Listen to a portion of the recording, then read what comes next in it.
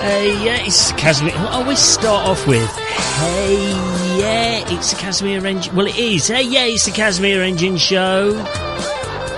The podcast show.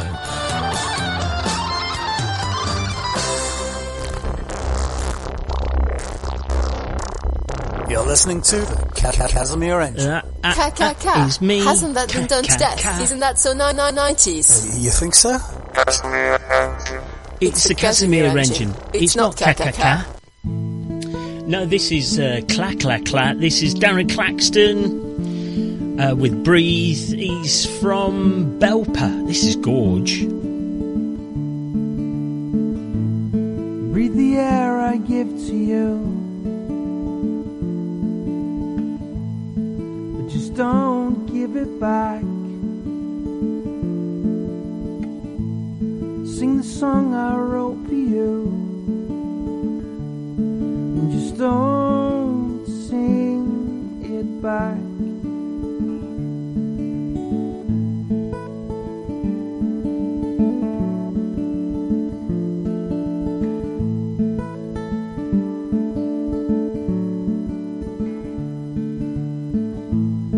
Walk the footsteps that I make, and just don't follow me. Take a ride upon a wing, but just don't look down on me. Breathe the air I give to you, don't give it back. Sing the song I wrote for you, and just don't sing it back. Walk the footsteps that I make, and just don't follow me. You ride upon a wing, and just don't look down on me.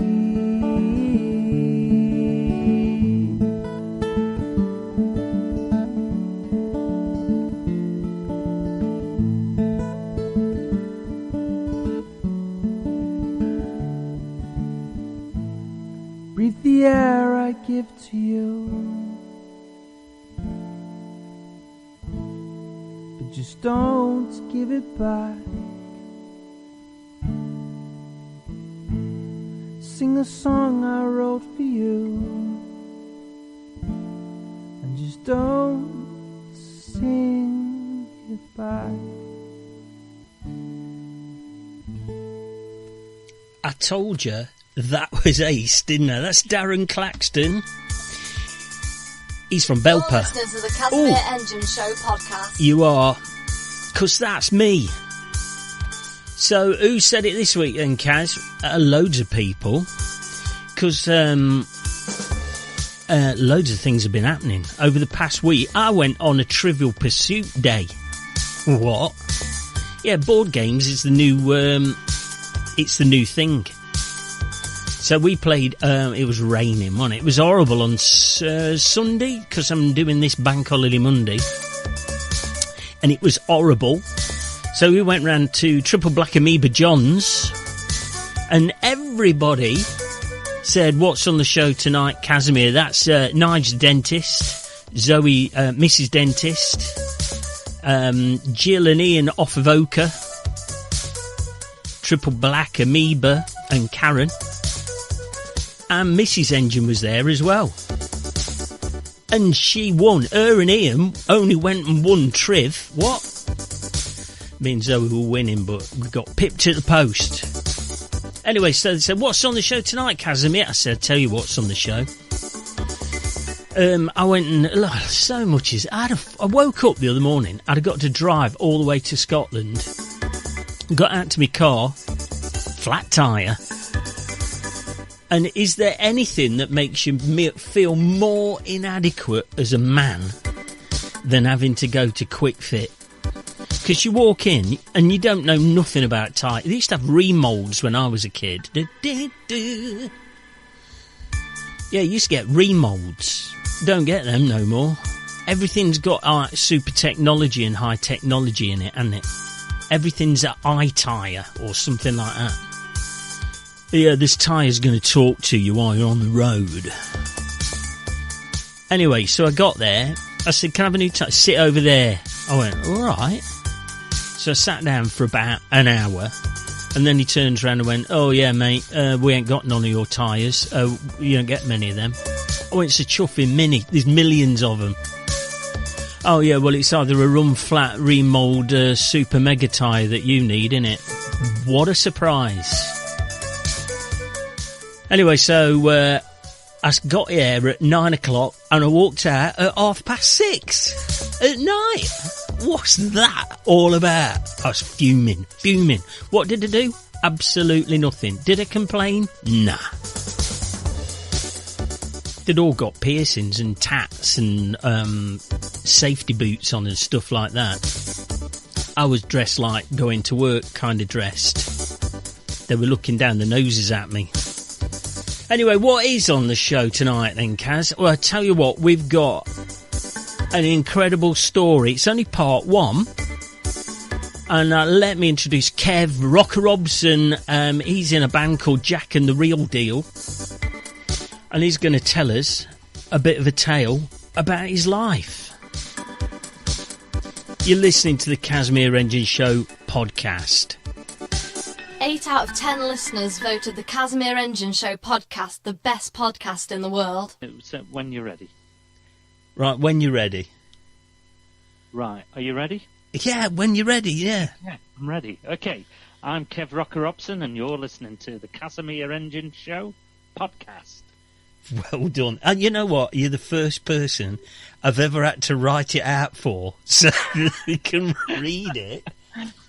Hey, welcome to the Casimir Engine Show podcast, Kev Rocker Robson. You're a liar. You've had to write it out for everybody. No, I've not had to write it out for anybody yet. There's no way you wrote that out in 30 seconds. I just did it. I've been waiting for you, getting all your gear ready.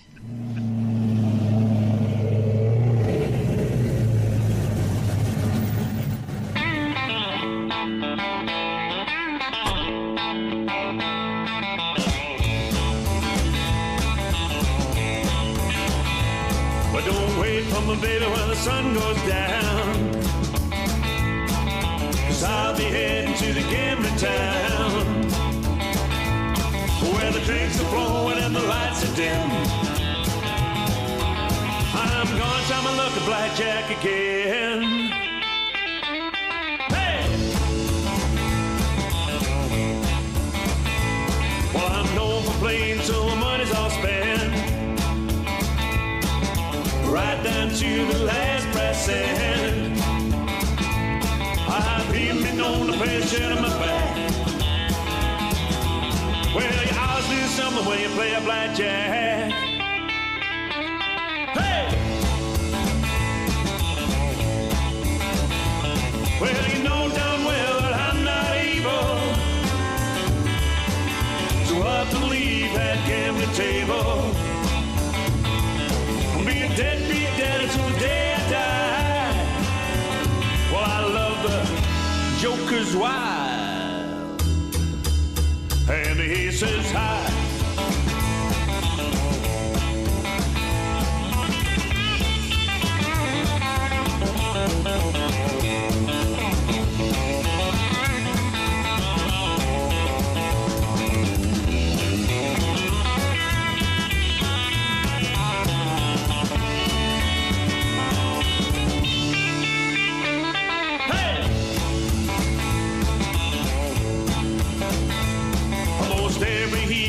Find me here with a stack of chips and a glass of beer.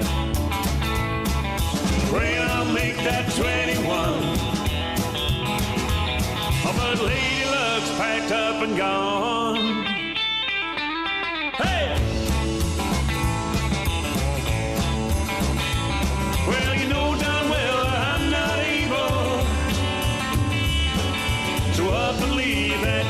table.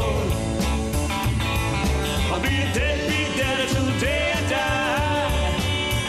Well, I love the joker's wild, and he says hi. I love the joker's wild, and he says hi.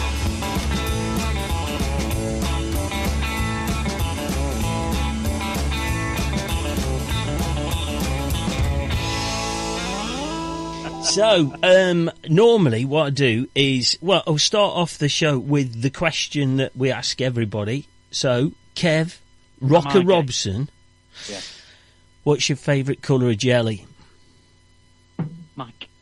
My favourite colour... you're drinking tea as well, aren't you? I'm drinking tea, and I don't like jelly, but if I had to pick a colour of, I would say red. Red, nice one. You're in Team Red. We're heading into the distance, leaving blue, green, and orange way behind at the moment. Team Red. Who likes blue? Who likes blue jelly? Is there a blue jelly? Sam at the Deception Rooms last week, and she'll probably be listening to this, and she'll sort it out, right? So, you can have blue jelly. In the reception rooms likes blue jelly. Yeah. I don't know if I want to meet Sam in reception rooms. They're lovely. Likes blue jelly. They're lovely people. We're going to do Deception Rooms, me and you. You'll never get out, though. You'll never, ever get out. Right, and what I normally do, and I did this with Richie the Governor Tyler, I describe to the listeners who you are. And I'm trying to think of some way of... yeah, I'm going to, of describing you and what you look like. And I'm going with Ted Bovis off Heidi High. Nothing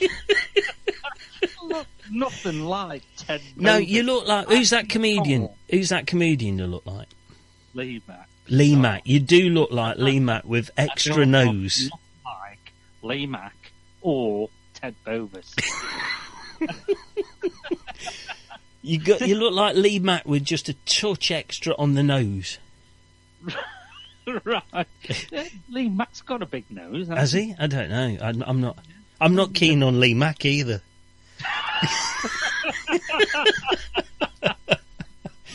So, Kev, you're a teddy boy.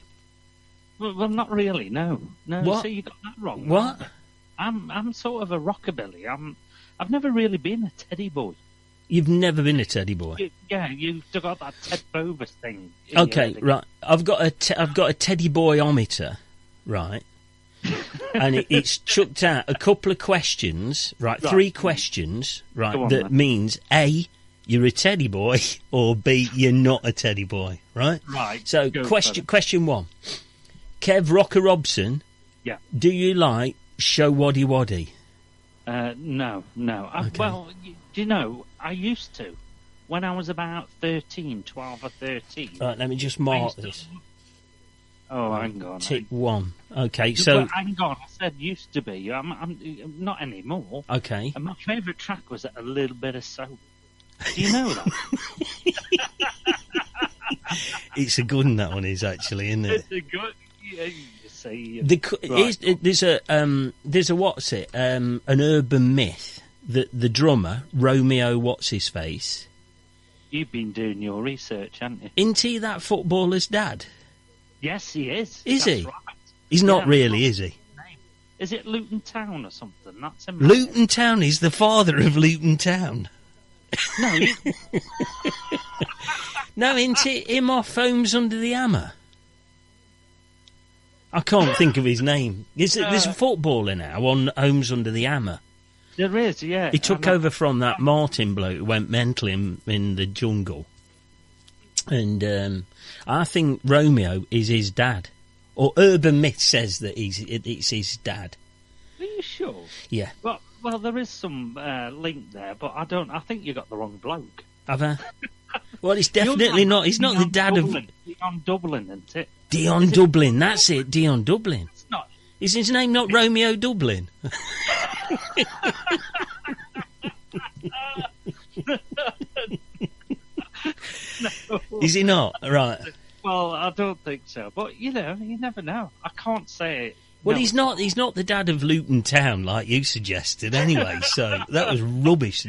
Anyway, question 2. We've only got through to question 2. Kev Rock or Robson, do you have any Shakin' Stephen albums? You're... There's a tick against that one as well, isn't there? There's a big tick. Right, out of 3 so far, you're a teddy boy. Don't tell anybody. And that's our secret. The last question. The last question is: have you ever wore drain pipes? Yes. There you go. No, I haven't. Kev. Actually, I haven't. No. So going back to the beginning of the show, Kev Rock or Robson. So you're a teddy boy. I'm not, because the drain pipes at the time were like jeans. Oh right. And I used to wear jeans all the time. So what do you wear? You're a rockabilly. What are you, a rockabillier or a rockabillious? What are you? Rockabilly rebel. A rockabilly rebel from. Yeah, I'm not a teddy. From head to toe. Can you remember that? I can't. You've got to keep rocking from everywhere you go, haven't you? You've been doing your research, yeah. haven't you, Mr. Square Pants? So what does a rockabilly wear then? Well, don't wear drapes. Don't wear drapes. Turn-up jeans, generally. That's what I always used to wear. Turn-up jeans. And when I was young, it was a baseball jacket, with the leather arms. Like off Grease? Yeah, I suppose so, yeah. You're glad you came on here, aren't you? Green. Mine used to be a bright green with white arms. Yeah. And I used to wear it to death. Then I had a denim jacket. Nice. So I always used to wear denim jacket and denim jeans. And that's what I always used to wear. Okay. And now? I've still got them. still wear them at work. Oh, dear. You're listening to the best podcast in the world. It's the Casimir Engine Show.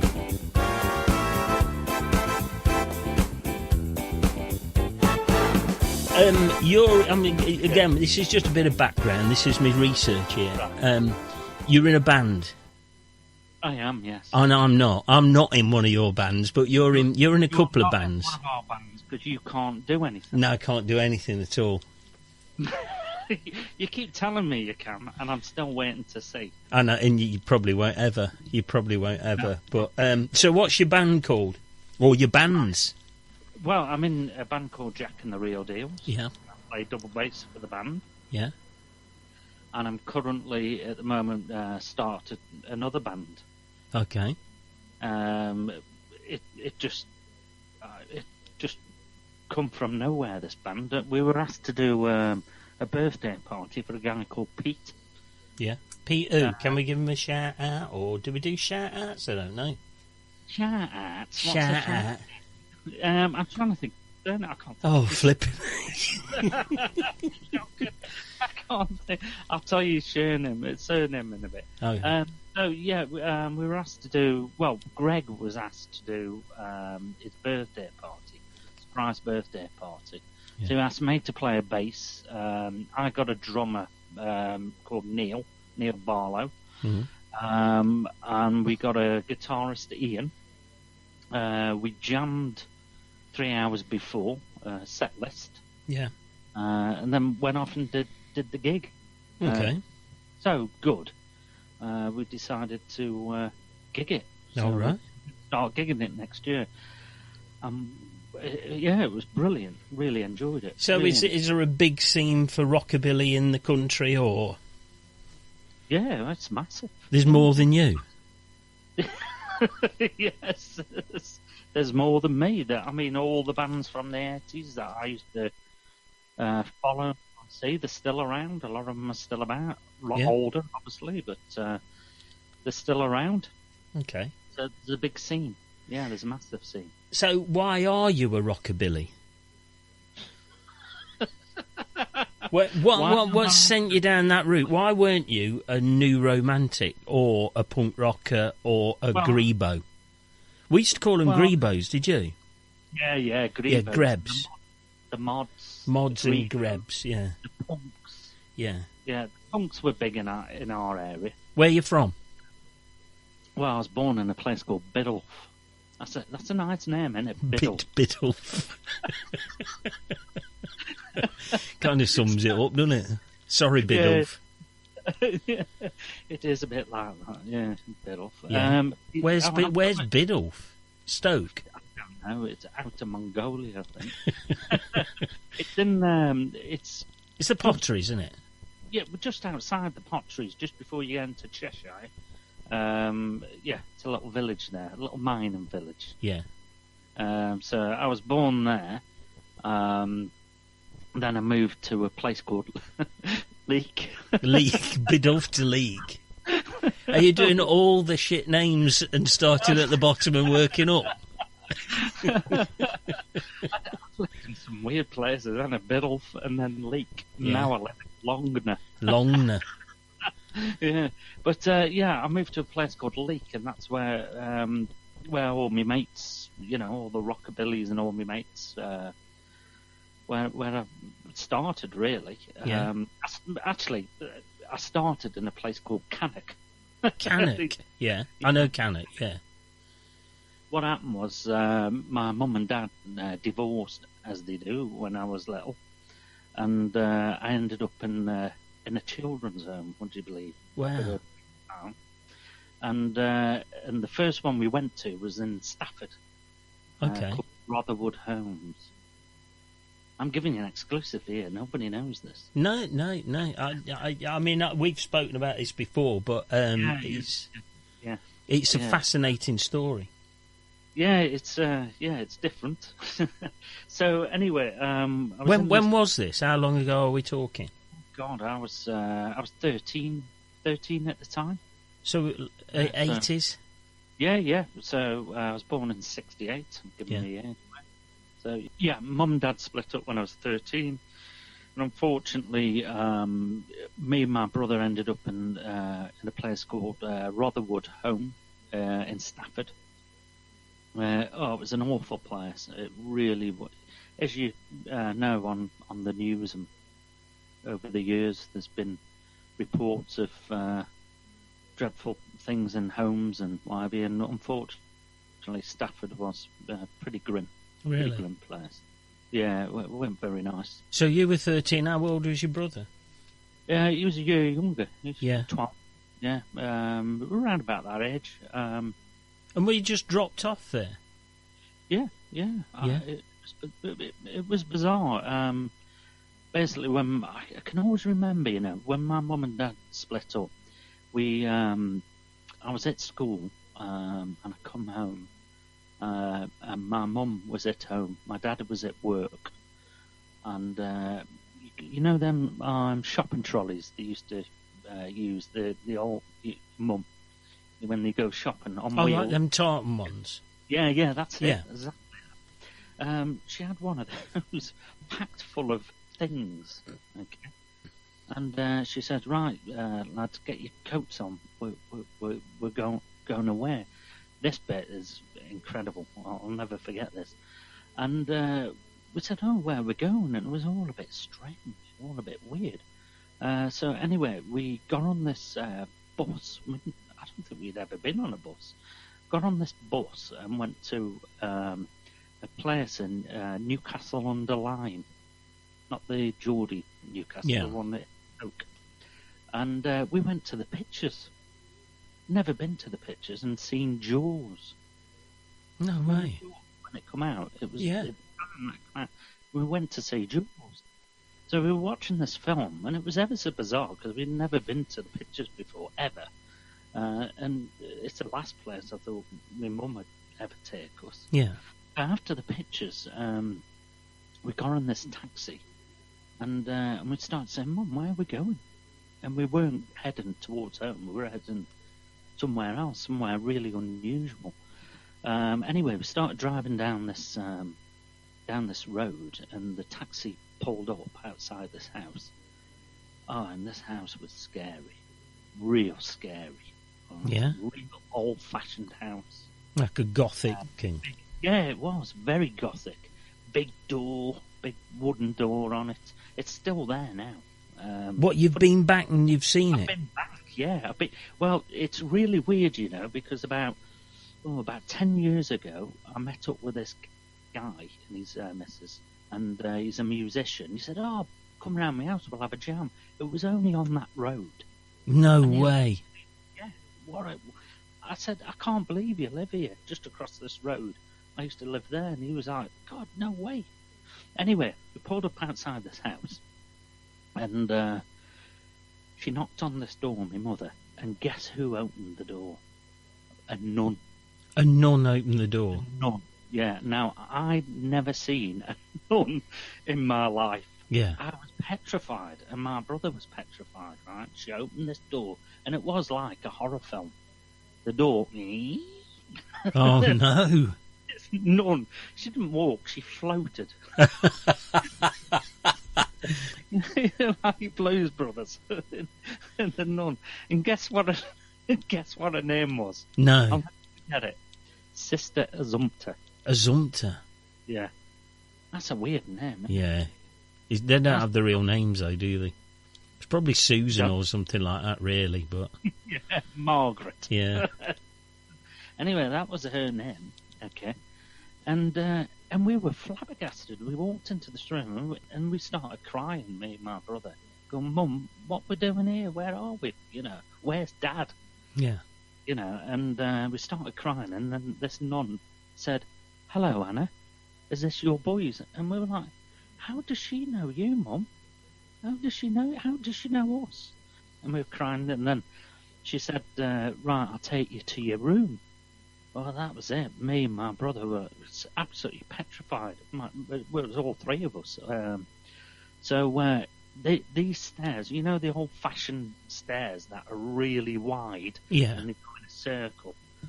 It was like that. And then she took us to this room, and she said, "There you go, there's your room."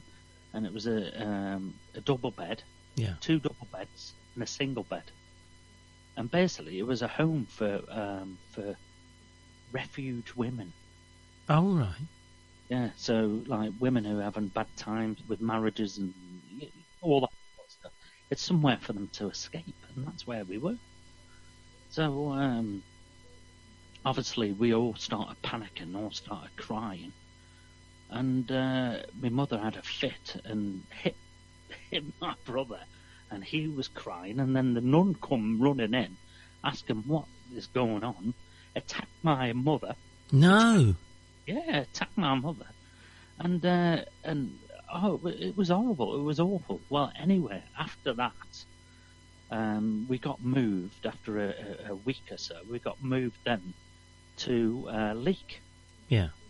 A place in Leek, another refuge place. But it was only big enough for me, mother, and perhaps one of us. So, of course, me and my brother, in the end, ended up in Stafford. We ended up in this home in Stafford. And, it was hell. Oh, it was just hell. It was awful. An awful place. Awful. To the point that I went back there and had a look. And would you believe that somebody has petrol bombed it? And it was somebody who used to be in the home. Oh, wow. That's how bad. Actually set it alight. Burnt it down. But it's still there. And yeah. It's all boarded up, even to this day. It's still there and all boarded up. But it was an awful, absolutely dreadful place. Anyway, we stayed there for a while. And like I say, it was awful. Are you going to school at this time as well? Well, in them days, you know, would you believe, in them days, yeah, you had to go to school, but it wasn't like now. There, they had a porter cabin at the back of a car park, and we used to just go in there and colour books all day, and that was your schooling, and that was it. So, you know, they fulfilled it explains a lot, though, nowadays, doesn't it? When it went wrong. I'll never let you do my books. I really won't. Only colour them in. I won't let you do the accounts. I'm brilliant colouring in. Honestly, I'm outside. I don't go over the lines or anything. I'm brilliant. What a guy. So anyway, so that was the level of school. And so anyway, I had this social worker, and his name was Mr. Bullock, right? Okay. And he was massive. He was the biggest guy in the world ever. Big Bullock. Yeah, yeah, Mr. Big Bullock. And he was a huge guy, and we were scared of me and my brother. Really scared. Anyway, one day he come to the home and said, "Right, Kevin, Gordon, get your clothes together. You are leaving." And we were sort of really happy, but hang on, where are we going? And he said, "Just get in my car and I'll show you." Okay, and he wouldn't tell us. Well, we're off to another home. Yeah. So. So how long have you been in this one? Oh, we'd only been in about 8 months, something like that. Yeah. Loads of other kids there, or? Oh yeah, in and out. I'll tell you who was there. You remember? Is it Neil Morrissey from Men Behave and Battle? Oh yeah, the actor. Yeah, Neil Morrissey. He was there. He was in the same. He was in the same home. Yeah, yeah. Wow. And I think his brother was there as well. Yeah. But it was a mixed bag of kids, bad kids, good kids, all sorts. Yeah. A real mixed bag. And it was lads and girls. Violent or? Oh yeah, mega violent kids. And me and my brother, because I was so thin when I was young, we used to get beat up every day. Honestly, yeah. I'm not exaggerating.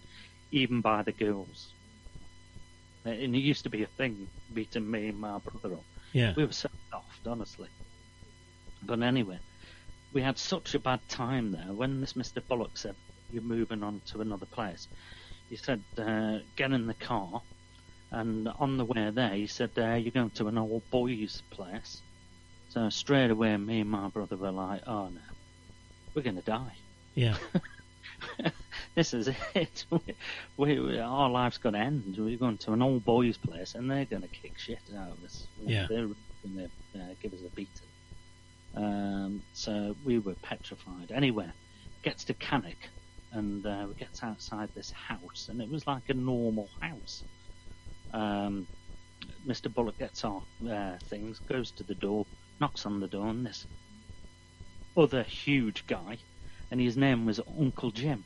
Yeah. He come to the door and said, right, Mr. Bullock, is this Kevin and Gordon? And yes, right, come in. Took us into an office, chatting business with Mr. Bullock.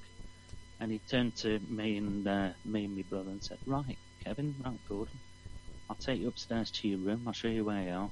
And then it's Friday. Every Friday we have a disco." Okay. We have a disco every Friday. I want you to come down when you've been upstairs, sorted your stuff out. Come downstairs and meet the other lads. Okay. So we walked up the stairs, showed us to his room, got all our stuff out, and my brother said, "I'm not going down there." And I said, "I'm not neither." Because we knew we were going to get battered. Yeah. We're just going to get battered. Okay, so we stayed upstairs, hid upstairs. So after about half an hour, 45 minutes of however long it was, this Uncle Jim comes walking up. And, he says, "Hey lads, what's going on? We're waiting for you downstairs. We're all right. We'll stay up here. We'll stay in here." He said, "No, come on. We're waiting for you." And he grabbed a hold of us and took us down. And walked down, and then walked down this corridor, and then opened this door. And as the door opened, we were shaking because we were so scared. Opened this door, and the room was full of lads. I mean, full. 20, 30 lads, all in there, all ages, all different types, big uns, small uns, all different types. You must have been petrified. Oh, honestly. We were scared. So anyway, they started playing some music and introducing us to all different lads. And And I noticed there was all chairs round the outside of this room where we could sit down and listen to the music. And everybody seemed to be having a good time, and there was loads of staff there. And the staff you had to call uncle or auntie. Anyway, they all come to introduce themselves, and it all seemed very nice. And then noticed, me and my brother, we sat there, and everybody was talking to us. And we noticed that there was like cliques in this room. And there was one guy and a group of guys, they were a lot older. I'm guessing they were sort of 16, 17, 18. How do you mean cliques? How do you mean cliques of groups of kids? Yeah. In this one corner was a guy who was heavily into David Bowie. I didn't know at the time. Oh, right. Now, he was heavily into David Bowie. He had bright orange hair, going down one eye, and he looked menacing. He was scary. Right. But he had a clique of a couple of other lads with him, with skinheads and what have you. And then I looked in the other corner, and there was these lads who dressed really weird. Weirder than the David Bowie guy? Yeah. Oh, it gets weirder. So I thought, oh, look at them there. And they were all suited. And I thought, why are they all wearing suits and the green trousers and, like, shoes with tassels on?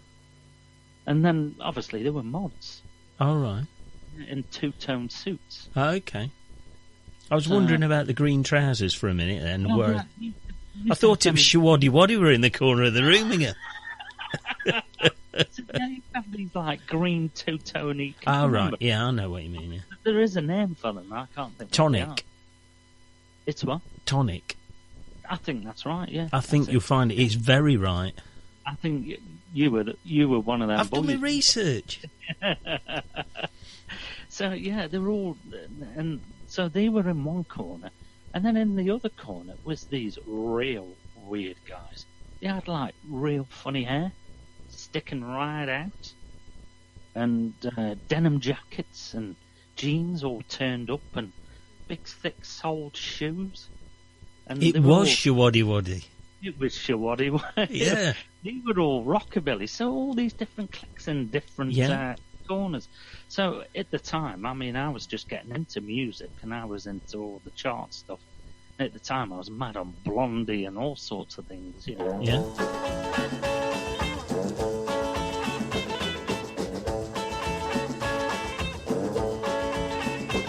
Well, I'm getting tired working hard every day. Working every day and not getting much pay. Got a big Geiger counter, it's a pretty good rig. When the needle starts clicking, that's where I'm gonna dig. Money, money, honey, ain't the kind you fold. Money, money, honey, rock and roll. Wreck it and nail it up like hay. Have a rocking good time, throw it all away.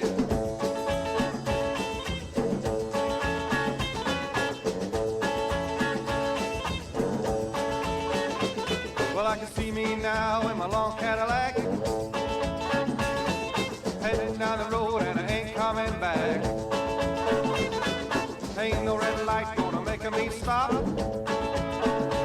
When I find that big U, really I'm a rock. Money, money, honey, can you fold? Money, money, honey, rock and roll.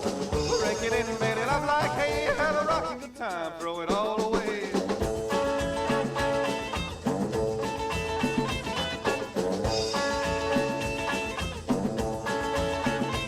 Well, yes, that's me in my long Cadillac,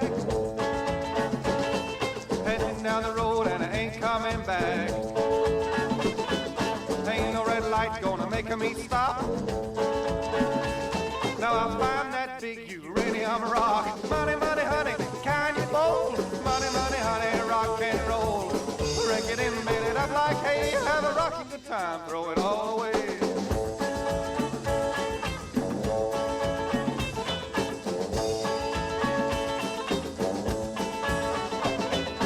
Oi, Casimir Engine! I've listened to your show and it's a shambles! So, anyway, so this guy was playing all the different types of music, all the pop music that was in the charts at the time. And then he started playing David Bowie and weird stuff, you know. Then he started playing a bit of the Specials. Yeah. And as he was playing that, my brother was getting... He was quite into it. Oh, and there was a group of punks as well. Yeah. There was a group of punks. And my brother ended up being a punk, okay? Because he loved the punk. Yeah. When he started playing. I like him. Punk. Except he would have had some trouble when Gordon is a Moron came out, wouldn't he? Do you know what? He got so much stick. I can imagine. Why would you be called Gordon and become a punk? He actually said, I can't believe that they brought a song out saying Gordon is a moron, and then brought out a song saying Kevin, my perfect cousin. He was mortified. It is not fair. It's an unfair world already for Gordon. It's just got worse. And they brought out Gordon is a moron. Yeah. And then Kevin, my perfect cousin. It doesn't get any. He's got battered in life, hasn't he? He did. But he looked after him. Well, I looked after him, to be honest. So anyway, they started playing all this different types of music. And as they're playing the music, the different types of music, the different groups were watching us. So as they were playing the David Bowie, if we weren't tapping along or like showing any interest, they were staring at us. Ah. And then and then the mods, they put a bit of mod music at the jam and stuff like that on, and the mods were looking at us, and I was moving a little bit, and then this mod come up to me and said, "Do you like this, mate?" I said, "Yeah, it's all right. Yeah, it's okay. Do you know what it is?" And I said, "No, I've never heard it. No, never." So he tried to explain what music it is to me and my brother. And then they brought this Rockabilly on. And I thought, what is that? I've never heard of that before. And all these Rockabillys were staring at me with this weird hair. Huge hair. Massive. And they were looking at us. And I thought, I actually quite like that. Oh, chuff. So we've had... The choice was David Bowie, mod music, punk, and you sort of... This old house ain't good. They start playing that, you're all over them like a rash. Yeah, and this... Can you remember what they were playing? Yeah, I can. Go on. And it was Danny and the Juniors at the Hop. Oh, good song. Right. And Don't sing it. I've just got done for singing This Old House. Don't sing at the Hop. I can't afford the fines. So, yeah, they started playing Danny and the Juniors at the Hop. And one thing I forgot to say, as they were playing this music, they were all getting up to dance. All right? Yeah. And the mods, I thought, that's weird. But what was weirder was the David Bowie guy. Yeah. I couldn't get my head around him. It was real weird how he was. I thought he was dancing like a girl. I thought, what sort of dancing's that? Proper dancing. No, that's how you used to dance. You used to dance like a girl. Yeah. So, yeah. Then the punks got up. My brother was all over that like a rash. He lovely. He loved it. And then these Rockabillys got up and they started dancing. I said, I like that. Well, that was it. I was their mates for life. That was it. That was it. Danny and the Juniors at the Hop. That started you off? That started me off, yeah. You played jungle rock. Right. And then just to round it all off, Shakin' Stevens. There you go. That did it. Says everything. Yeah, that was it. Shakin' Stevens, Frantic. That did it. So how long were you in this home for, listening to Shakin' Stevens? It sounds worse than the first one. No, it was great. So anyway, while we were in there, so I went to a proper school. Yeah. Yeah, I went to a proper school. We were looked after. It was great. It was as homes go, they were great. Yeah. You know, it was a great place. Spent another year there, in and out, and it was brilliant. It really was a great place. The staff were nice. Don't get me wrong, we didn't want to be there. Yeah. You know, we certainly didn't want to be there, but from where we just left, it was brilliant. It was a really good place. they looked after us. We got meals, we got fed, we didn't get beat up. You know, we had a squabbles with other lads in the home, but all in all, it was great. It was all right. So how long in total were you in homes? A couple of years. Yeah. Couple of years. And just before I turned 16, Yeah. I ended up back at Biddulph. Yeah. And what happened was I went to live with my dad. That didn't really work out very well. My brother went and lived with his auntie. That didn't really work out very well. So we ended up moving around different parts of family. Yeah. But myself, I went and lived with my granddad. Yeah. And for about till I left school. Unbelievable. Yeah. That's What all. a story. And so Rocker Robson, you've got a radio. You work on a radio station? I do, yeah, Rockabilly Radio. Yeah. I do a radio show on a Friday night, 8 to 10, called the Rockabilly Blowout Radio Show. Is it nationwide, worldwide, or...? It's on the internet, is it? It's on the internet, so obviously it's worldwide. Yeah. But it's a really popular show. It does really well. I really enjoy it. It does really well. I've even had the opportunity this year to go to Nashville and do it live from Nashville this year. Yeah. And it was a real honour. That was. I mean, of course you did, because I was listening.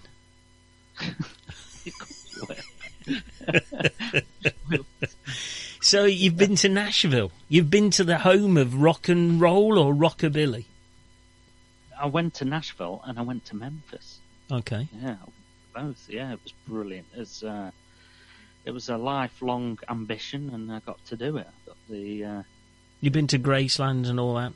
Yeah, I went. Oh, that's amazing. The biggest thing was I got to go to Sun Studio. Yeah. That was, and not only the Sun Studio, RCA Studio as well. That was amazing. I'm a big Roy Orbison fan, and that's where he made a lot of his records. Yeah. So, yeah, it was amazing. It was fantastic. Fantastic place. America is a great place. It's got its problems, but it is a fascinating place. It is, and yeah. That's right, what you say. It's got its problems, but it's a fascinating place. Yeah, you're right. Yeah, it's brilliant.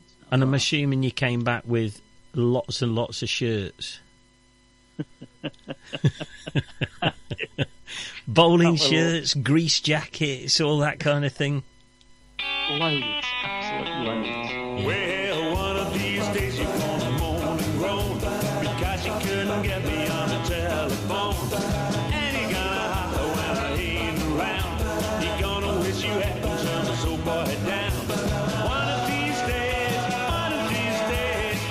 these days you're gonna pay. Well, I remember how you had to pay me right from the start. Everything you did was just to break my heart. Every time I let you have a different date, I begged you not to tease me in this mean old way. One of these days you're gonna pay. Yeah.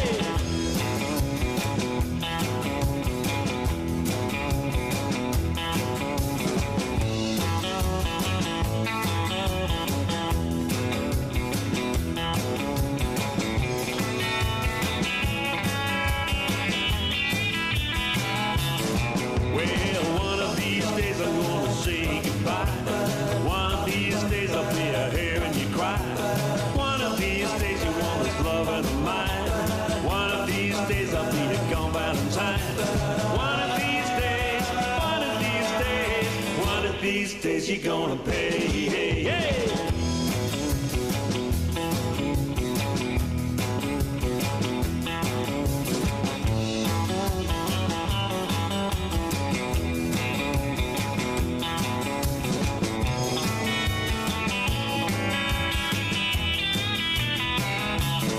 Well, one of these days I'm gonna say goodbye. One of these days I'll be a hair and you cry. One of these days you want this loving of mine. And one of these days I'll be a gone Valentine. One of these days you're gonna pay. One of these days of these days you're gonna pay. One of these days, one of these days, one of these days you're gonna pay. So, hang on a minute. I've got my question. I've still got rock and roll questions to. You play. You're in the band. You play double bass? I do, yeah. Yeah. When did you start playing your double bass? I played about 8 years ago. 8 years ago. Yeah, about 9 years ago, something Yeah. like that. Let me think about that. Let me think. How old's your bass? My bass, it apparently is 1890. My bass was made. Beethoven would have been playing that. Not anybody rock. They didn't have rock and roll in 1890. Have you seen Beethoven's quiff? You've got a point. You have got a point. He had a whacking quiff. He did. So I nipped to the shop and bought a guitar. Right. I've still got it. I think you've seen it, haven't you? Oh, was that the acoustic? No, that's me Gibson. Oh, you bought so the first guitar you bought was a Gibson. Yeah. You Gibson don't mess about, do you? I don't. I thought if I'm going to learn the guitar, I'm going to buy. No, I didn't know what I was buying. Right. It's a 1964 Les Paul Gibson. Every burglar who listens to this now is coming round your house. You do realise? Yeah, I've already said I live in London. Anyway, I'm moving tomorrow. I'm actually moving again tomorrow. There'll be blokes in stripy T-shirts and whatnot, masks on, saying, "Where's the bloke with the quiff live?" So anyway, I bought this guitar, okay, and I just thought I can't play this. It wasn't exciting me at all. I just weren't really interested in playing it. So I thought, well, perhaps if I bought an acoustic guitar, and start playing the acoustic guitar, and perhaps I'd learn a bit better. Bought this acoustic guitar, which you've seen. Yeah.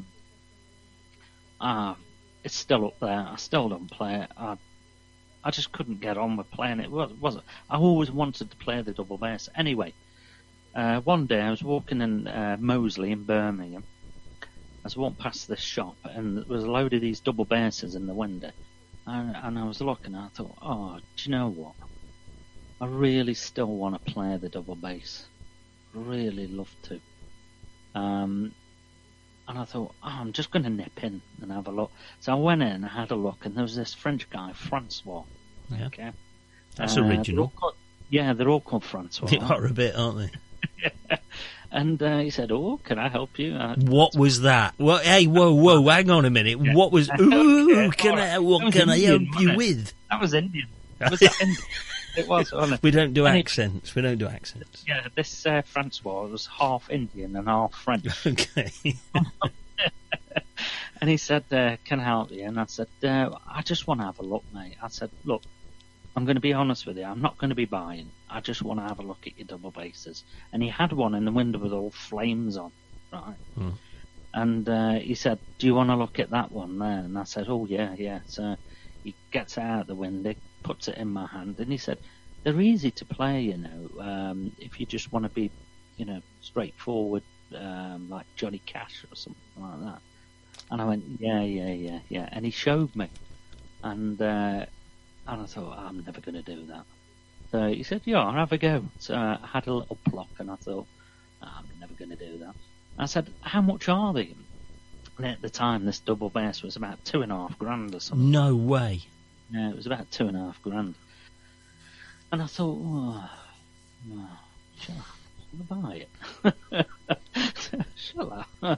I could at least put it in the corner of my room. It'd look great. I thought, do you know what? Even if I don't play it, that is a lovely bit of furniture. Yeah. Big furniture. You can't sit on it. You can't sit on it. Do you do the standing thing on it? Can you stand on it? You know what? When I first started, I tried that. Yeah. And I did. No and I way. used to. Yeah, but now my body's knackered. I can't do it. I struggle standing up. One of my other questions was, on my sheet here, right? Yeah. How tall are you? Because I'm not being funny. That Gibson would look like a double bass next to you. You're the same height and statistics as Ted Bovis. I've checked. I've done my research. How tall is Ted Bovis? The same height as you, exactly. Even with his quiff. Which is 4'9". 4'9". You know, you're coming to the Rockabilly Blowout event. Oh, you better just be. I mean, you've taken up most of the show, right? Rattling on. Well, anyway, very quickly, I bought this double bass. Oh, right. I bought this double bass, put it in the back of my car, and the lady I was seeing at the time, who I was with for 10 years, Pam, who you know. Yeah. Okay. I walked in, and that was the end of our relationship. and the start of this relationship. To be honest, it's been a fair trade. She's never going to hear this. She's never going to hear this. Never going to hear this. No. She won't hear this, and so that I can say. And I think she'd agree anyway. Yeah. I think she'd be quite happy she got rid of me, and I ran off with the double bass. I think she'd quite agree. I sort of self-taught a little bit. I had a couple of friends who give me a few pointers, but yeah, done all right. Fantastic. Brilliant. So you've got the Rockabilly Blowout that you put together every year. Yep. I do that in memory of my son. I've got twin boys. Yeah. Unfortunately, my son passed away. He had an asthma attack. 2014. Yeah. He had an asthma attack and lost his life. So when that happened, I had a lot of friends who wanted to do something. Yeah. You know. And at the time, I said no. I just weren't interested. But eventually, I said, yeah, okay, we'll do something. James was very big at Drayton Manor Park. He loved it. He lived right next to it. Yeah. So, and I know the owners there, so they very kindly give me the hall there, the ballroom there, and it's grown every year. I'm on the 5th one. He's been gone 4 years nearly. It's the 5th one this year, and it's got bigger and bigger, and it sells out every year. It does very well. So, yeah, it's on in November this year. It's sold out already. Got a few tickets for Friday, a few for Sunday, but Saturday's all completely sold out. It'd have been 18 this year, so I've decided to do it as a weekend event, as opposed to a one-day event, just to do something special for them. So yeah, Saturday's all sold out. Got a few tickets left for Friday, a few for Sunday, and I've got some big acts coming from around the world to come and play. Who've you got? Not Showaddy Waddy. I've got Shakin' Steve and Showaddy Waddy. I was going to say the Stray Cats, but you would be over the moon if the Stray Cats turned up. I would be over the moon. Yeah. Because obviously that is where my, that's one of my favourite bass players of all time was Lee Rocker. Yeah. Name. And I was born, Brian Setzer, we've got the same birthday as well. So yeah. It's, It was It was to be, wasn't it? Yeah, so they're going to play for me 1 year. 1 year they're going to do it, yeah. They're going to do it. They are going to do it, yeah. But you got the Polecats. But I've got the Polecats. With the ugliest drummer in music. Yes, he is the ugliest drummer, yeah. But you can tell him that, yeah. Our good friend I do. John Buck, you're the ugliest drummer in music. He isn't even the best drummer in the Polecats, is he?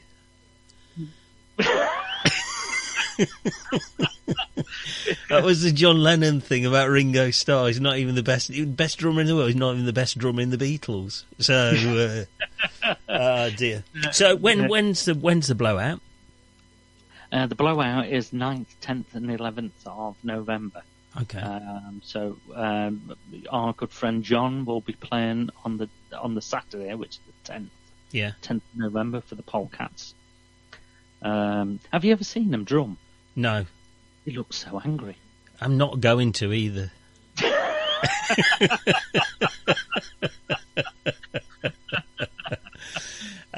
Oh dear. You don't realise what a great band they are. No, no. Honestly, I once played them on the radio station I used to run, and I thought I'll get a photograph off Google, and the only photograph I could find was one with John's got his arm draped around Rolf Harris.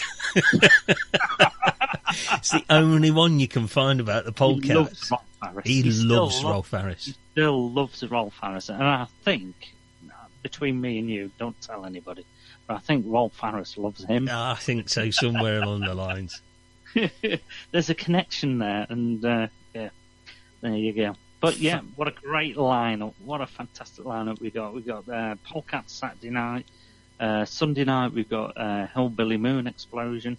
If you've never heard of them, which you probably haven't, because you're not with it, are you? No. No. Google them. Do the Google thing. You'll love. Absolutely brilliant band. Are you playing? Friday. Yeah, of course I am. Friday night. Headliner. Headliner. Yeah. Fantastic. Well, not quite. But we got Paul Ansell Friday night.